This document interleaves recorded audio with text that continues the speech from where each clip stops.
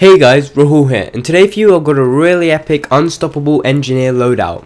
Before that, I just want to tell you that the gameplay is on Wake Island, and Wake Island on PS3 is really hard to get in a game. I mean, all the games I got into, my team was really bad, or the admin wasn't that good, like switching me on different teams so their team could do better and stuff, and yeah, it wasn't that fun.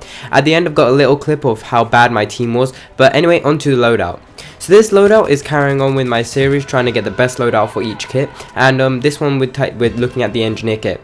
So like I said in my previous video, this is my favorite gun of the engineer kit, the SG553. Now you unlock this gun through the co-op mode. I don't know when you unlock it, but just play co-op for like, I don't know, 2 hours maybe, and you'll unlock it like easily. Now this gun is pretty good. I mean, the ammo count, you get 31 rounds or 30 depending on whether you've got one in the chamber or not, and it's quite powerful, quite good at short to medium range. At long range it doesn't work that well. You can work it if you are pretty good at accurate and stuff, but I prefer to use it at mid to close range. Now the attachments we're using for the sights, I mean the iron sights on it are perfectly fine, but I just wanted to put an actual sight on it just to get a little bit more accuracy, so I've chosen the holographic sight. You could choose a different sight if you wanted to, but I was just choosing the holographic just to mix it up, and I think the holographic makes it kind of look like a futuristic, cool looking weapon, so I just chose that. For the other attachment, we've got the foregrip. This just helps with the recoil. You could put the bipod on if you know you're just gonna go up to like different walls and stuff, but I chose the foregrip. And then finally we have got the laser sight. This is just so that when they get into close combat, we can just hip fire and take them out quite easily.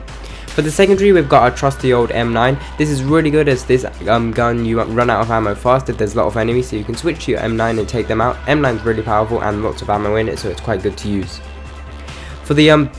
For the rocket launcher, we're using the normal one. This is just so we can take out anything and everyone. We can blow up buildings and stuff, make the buildings crumble on people, and that's quite fun. And then finally, for the little other gadget thing, we've got the repair tool. This is just so we can fix the vehicles and stuff. Now to play this loadout, you just want to be rushing around on rush, well mainly rush. This is a really good one for rush. If you're attacking, you can get into their bait, into their like little part and take them out, flanking them a lot. In the last clip though, I do try and flank the enemies, but it doesn't work out for me. But yeah, it's really good for flanking. Also defending. It's just an all-round class. Assault classes, with their weapons, they do overpower this weapon a lot, but if you can work it well, you can manage to take out the enemies. It's pretty good against tanks and stuff, and a little bit of infantry, but mainly tanks and stuff. You've got your rocket launcher and repair tool to take them out. Now I've got to say that when I was using this loadout, it was quite fun to use. You can put a silencer on there if you want to be a little bit more stealthy or sneaky, but I thought the laser sight was working well. Heavy barrel will help you a bit more at longer range, but I don't really go for those long range kills because I'm not that accurate at long range. Now also with the RPG, as well as taking out tanks and helicopters and stuff, you can blow up buildings and make the buildings crumble on people. I've done this a little bit in this gameplay. Maybe you saw the 2 kills I got. It's quite cool just to watch the building crumble on people, and if you're lucky, if you fire at an MCOM building, you might take out a lot of people. Anyway, now I'm just going to be explaining what happened in this little clip, and why my team is so bad, and yeah, hope you enjoyed this little part.